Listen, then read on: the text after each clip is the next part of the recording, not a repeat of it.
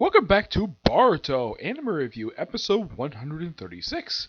This one I'm viewing the 137th episode of the anime, The Samurai Exchange Student, and the 41st chapter of the manga, The New Team 7. Yep, this episode is the introduction of a new character named Tatsubi. Yep. Yeah, she joins Team 15 in this episode. This whole episode is pretty much her interaction with some of the characters in the series, not exactly every single one. She does interact with some of them per se, but yeah. I mean, I kind of wish that she would interact with some of the classic characters of the series, but nope. I mean, she interacted with Hanabi. That's it, just her. Nobody else, which I'm thinking, that's weird. Yep. Now, pretty much the episode is simply this. It starts off with Sadara, Chocho, Nabari, the little girl who always cries, and Wasumi. Which, there's a theory running around this woman might be Kiba's daughter, but they've never actually proven it. It's just she has similar abilities to him. Yeah, and apparently him and the cat girl are still dating after almost 12 years. They're still dating, which I would have thought they still got married by now, but nope, they're still dating. Yep. Yeah, and they decided to throw Susumori a farewell party, which happens at the very end of the episode, by the way. And because she's going to scientific potentials, they reveal that the scientist guy who appeared in the tuning exam arc and this listed before that, yeah, he got suspended, and Ninja Tool's lab that they originally had was shut down. But they built up a brand new place supervised by Naruto himself. Probably, now, if you read the manga, you kind of see what the interior looks like at this place. This place is freaking huge. Yes, and they go to it at the start, pretty much around the start of the current, around the arc basically on the manga right now. Basically, the second and third arc of the series, which I have heard, starting up next year, we're going to adapt the first arc that comes right after the tuning exam arc, basically adapting the film, the Meijing Bandits arc. Yes, I have heard that they're going to adapt this thing. I'm pretty happy we're finally adapting from the Boruto manga itself. And if you look at overall when it comes to adaptation-wise, we adapted a 8-chapter manga miniseries and at least 2 light novels. Yes, 2. All of whom really good. Yep, and they run to go meet. They had to go meet Hanabi, so they run basically like normally do, and they come across Tatsubi. They don't know it's her. Yeah, and she's basically has a little samurai hat that I've seen in one other series. Yeah, I've seen this particular hat also in the series of Gintama, when they have the female character who is a second command of one of the characters Space Fleet. Yeah, she's got it, and the reason why she wears that thing, because she's the same alien species as one of the 3 main characters of Gintama. Mm-hmm. Yep, they run into her, they basically briefly fight, and then they go meet Hanabi. Of course, she chastises him briefly for being late, and then they meet up, and of course they introduce herself, takes off her cloak and her thing, and oh yeah, and apparently this woman is shorter than they are. She's a little bit taller than Watsumi, and they're about the same height, but when she meets up with Sadara, oh boy, she is shorter than Sadara. Yeah, and they go to meet with everybody else. Of course, Chocho invites everybody to Susumi's farewell party. And this is where everybody gets introduced to a new character. Sadara, I'm oh my gosh, wow. Who knew that Sadara would be taller than this samurai woman? She looked like she'd be the same height as Boruto. By the way, Boruto exchanges no dialogue with her the entire episode, which I'm thinking, okay, we have a new character and she has no interaction with the title character of the series. She doesn't interact with Sadara and Chocho.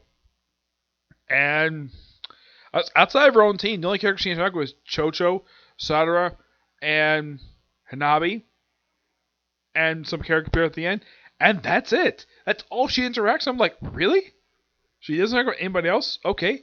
Now, Hanabe is not the only classic character person in this episode. We also have a brief scene of Shikamaru and Naruto. Yes!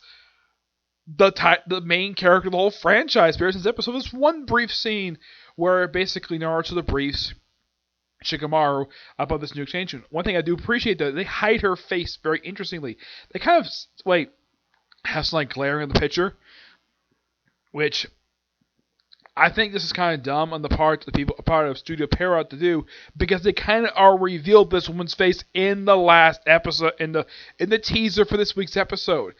I think this was kind of stupid on their part. I mean, we already know what this woman's face looks like because it was shown in the freaking teaser. Yes, and for some reason we had to hide it despite the fact we already knew. Yes, I think this is dumb on Studio Pierrot's part, and I hope that if they do this again, that if they use a new character, please, for the love of God, do not show their freaking face in the teaser for the next episode to introduce them. I mean, in the case of Mitsuke, that was fine because he had already made his debut in the Boruto film. Don't need to hide his freaking face. This character is brand spanking new, and if you're going to introduce this character, you can have her voice, which is fine. But don't show her face. We already knew what her face looks like. And apparently she has chalk white skin. Oh, yes. She does. And apparently she's a last student of the leader of the Land of Iron. And apparently the Land of Iron has not recovered from the Fourth Great Ninja War. Yeah, apparently the country's not been the same since the Fourth Ninja War. Last time I checked, they didn't do any fighting in that. I don't think they did any fighting near the Land of Iron. I think, not inside of it. I mean, the battle itself the World War took place over the course of 3 days. And yet, the series also claimed that the Hidden Village Village was attacked during the Fourth Ninja War. Which I think that was not true, due to the fact that, was never shown. They just wrote that in the damn series. Yeah, it's basically a couple times they contradict stuff that it was established both in the light novels and in the actual main manga. They contradict stuff. Here, they mentioned that the Land of Iron is basically not been pretty much the same. And also, apparently, the leader of the Land of Iron has got a bandage on his head, which I'm like, okay, now, this guy is a character who did appear in Naruto Shippuden. He's the leader of the Land of Iron. I believe this is the guy who represented the Land of Iron at that Hokage conference, at the Kage conference that was called by the Razakage, right after Sasuke attacked Killer Bee. Yeah, I think this is the same guy. They don't really show. Apparently, he's got scars on his face, and I'm like, when did he get those scars from? Because last I saw this guy looks perfectly fine when I saw him during the Fourth Ninja War arc. Yeah, and here he's got scars on his face and a bandage, probably because maybe he was attacked. It's possible. They also mentioned the samurai actually put a lot of chakra in their swords. They do show briefly what the samurai looked like during the Fourth Ninja, which I do appreciate that Studio Pierrot remembered. Yeah, this is what their armor looks like.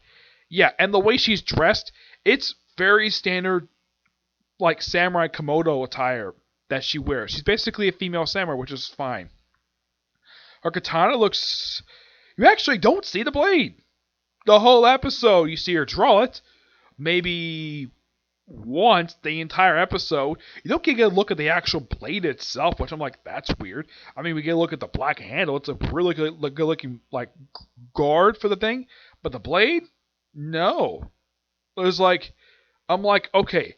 Now, in the Fourth Great Ninja War arc, at the start, when they show the samurai, you see them actually using their frickin' swords. Now, them saying that the samurai can draw the chakra into their swords, this kind of contradicts something that was established in this. Now, the samurai they've never mentioned the samurai got chakra. Apparently, they do now. Yeah, something that was never established before.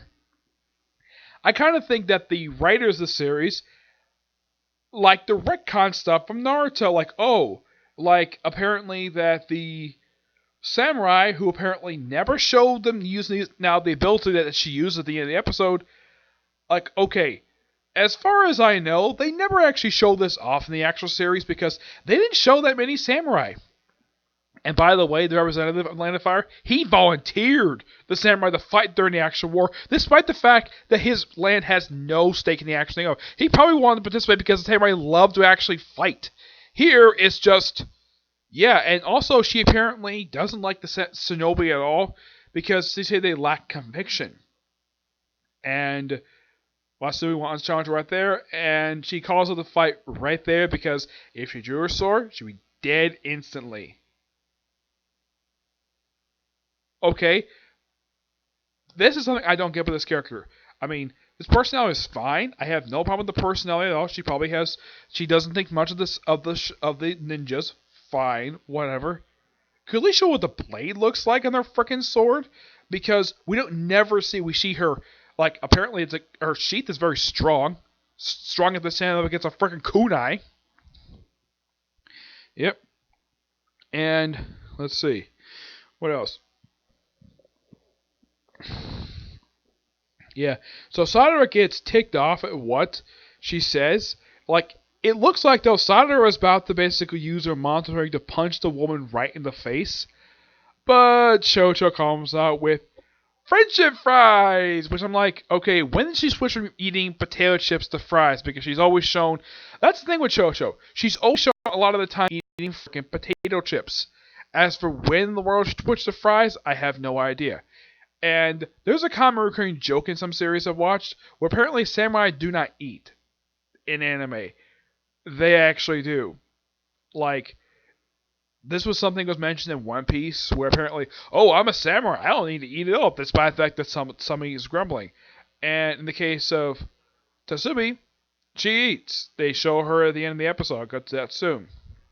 So, they, like, apparently,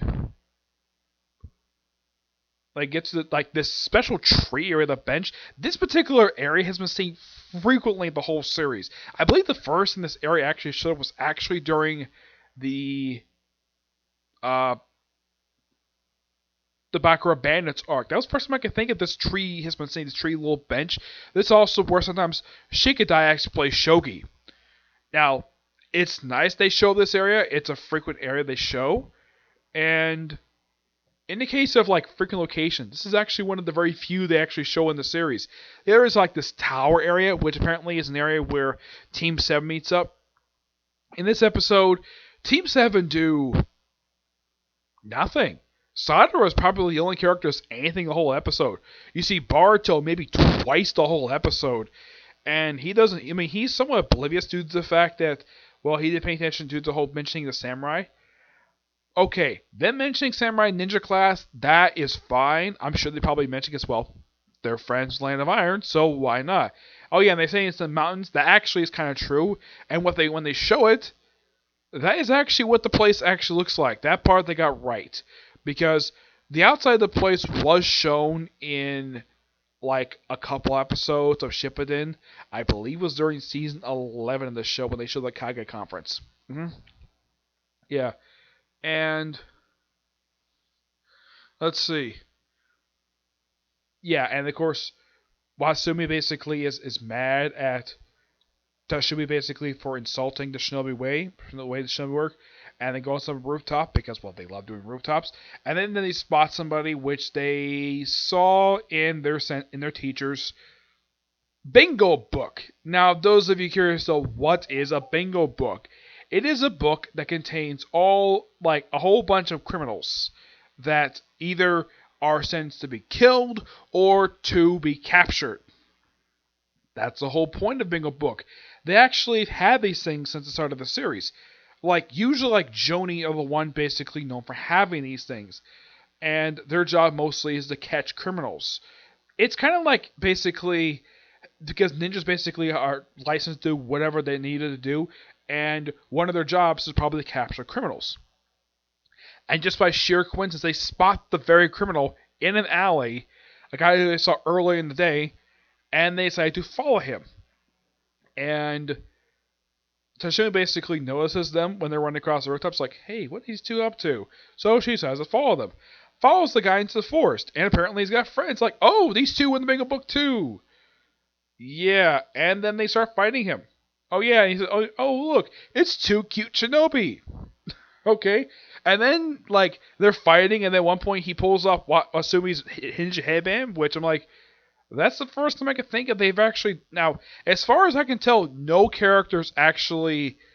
I would say the only character. This is probably the first time a villain is I've seen ever done in the franchise, where a villain just somehow just removes the ninja headband the way he just simply just rips off like it's a freaking mask.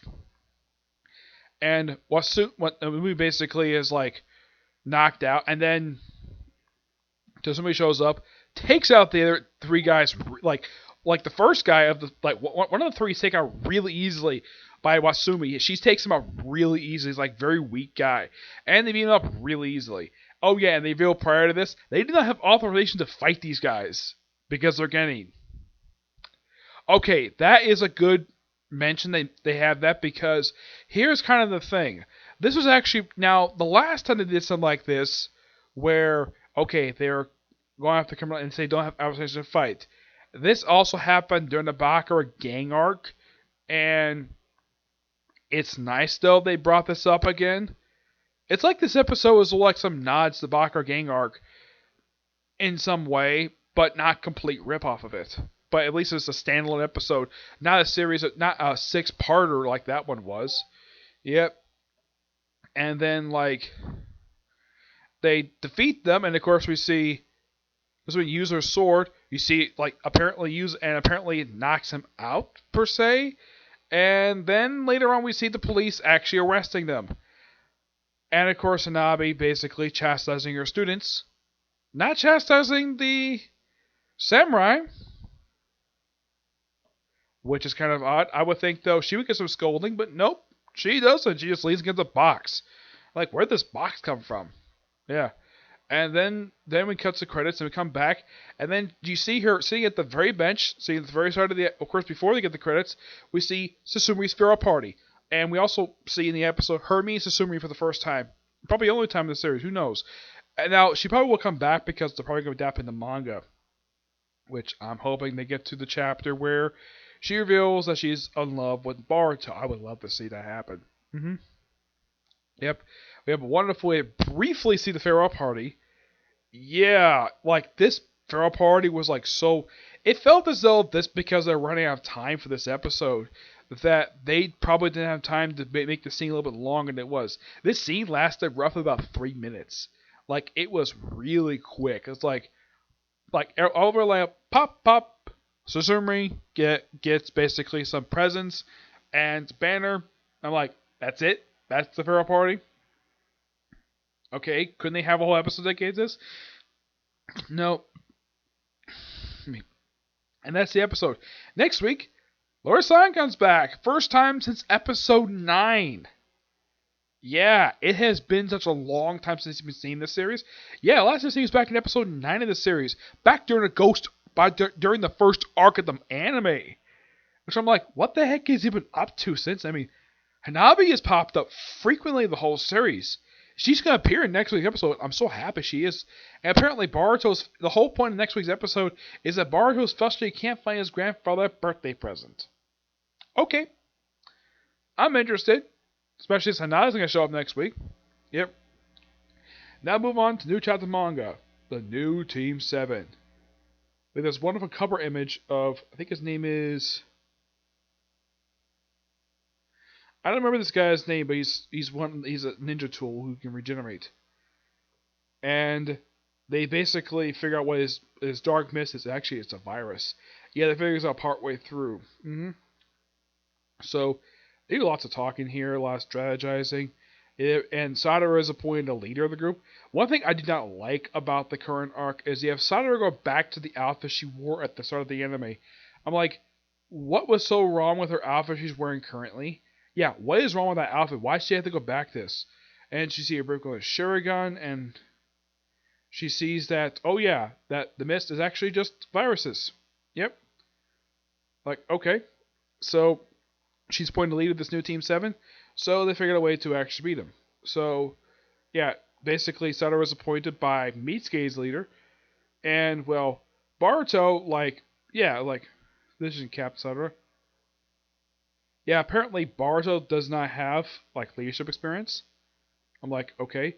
Also, quick question: where the heck is this ninja head? Where is Mitsuki and now? My guess is they probably got here really quickly. So okay, I get maybe Boruto not having his ninja helmet on, but where the heck is Mitsuki's ninja helmet? He has one. Why isn't he wearing it? It's particularly very strange. Satoru wearing hers, but yeah. So yeah, but she wants to be Lord Hokage. So they basically have her just go after. He hears her, like oh, Satoru Uchiha, face me alone, or the rest. Yep, and she goes, oh yeah, we figured out though that your mist just basically just a virus. Figure out tricks. Oh, I'm very impressed. But so what? What are you gonna do about it? We'll see. What do you think we should do? Want to give me an answer? A jutsu used against it doesn't exist. And he's like, lava style. I'm like, lava style? Did he steal this ability from Mei, the former Tazakage of the Mazakage of the Hidden Mist Village? I don't know. He must have, because when I think of lava style, she's like the only character I've seen who actually uses the ability. Uses it, and Satoru uses fire style, fireball jutsu. Well, she doesn't say jutsu, but she uses fireball right at him. Yep, and they battle. And then she uses another ability, Holy Phoenix Flower. I'm like, okay. And then she uses Wall of Water. I'm like, where the heck did he learn this ability from? And like, dang, lost him. Then she activates her Sharingan. And goes to a virus. And she's like, you know, putting this up. And Satoru goes down after flying in the air. He's like laughing. And he picks up Satoru up by the shirt. Yeah, it's something that he doesn't basically rip off her outfit what he said. Yeah. Because he's a bad guy. And then she basically just does like a little hand sign. Like, it's useless waving signs behind the ability. Soon be able to sniff this stuff, move a finger. Just like how your three friends are feeling now. I can't miss for this distance. He's like, what? Fireball, fire star, fireball. And she just basically was fire right in his face. Yeah, and burns out part of his face. And then Kawanaki and Boruto show up. Boruto uses a Rasengan and goes to his comrade. And I think that Kawanaki uses his karma to activate it and basically blast the guy.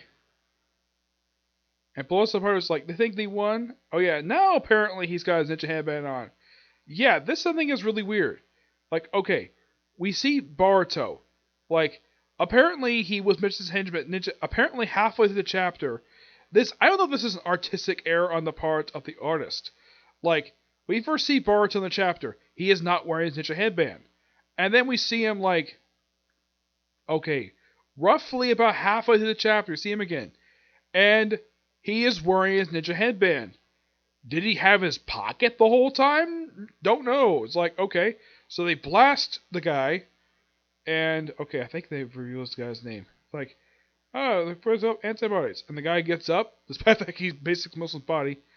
And he regenerates. Yep. You're kidding. Imansa forgot you regenerate abilities.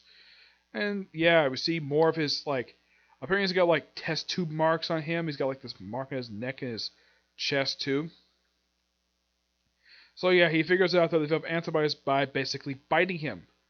Yeah, they bit him. So they talk for a while, and then they surround him, and then he goes after the capsule that contains Naruto. Like, a bigger teamwork, and then Satoru says, Kawanaki! And look like he's about to break the let's say the capsule that contains Naruto. And that's the chapter. Next chapter comes out January 20th. I'm like, okay, that's interesting. This chapter was pretty good, except that the problem with this chapter is there's lots and lots of talking. Like, oh my gosh. I mean, I appreciate the action this chapter, but it feels as though we're getting somewhere. We had to wait a month before the next chapter gets released. Yeah, but I'm definitely looking forward to it. Yep. I get this chapter fully a 9 out of 10. Progresses this arc forward really well, and I'm looking forward to the next chapter that comes out next month. Okay, so that's it for Speculative Review. I might have time to do one more review, and that'll hopefully be One Punch Man. If I don't, I'll probably do it tomorrow on Black Clover, okay? And remember, okay? We'll do the next view. Bye.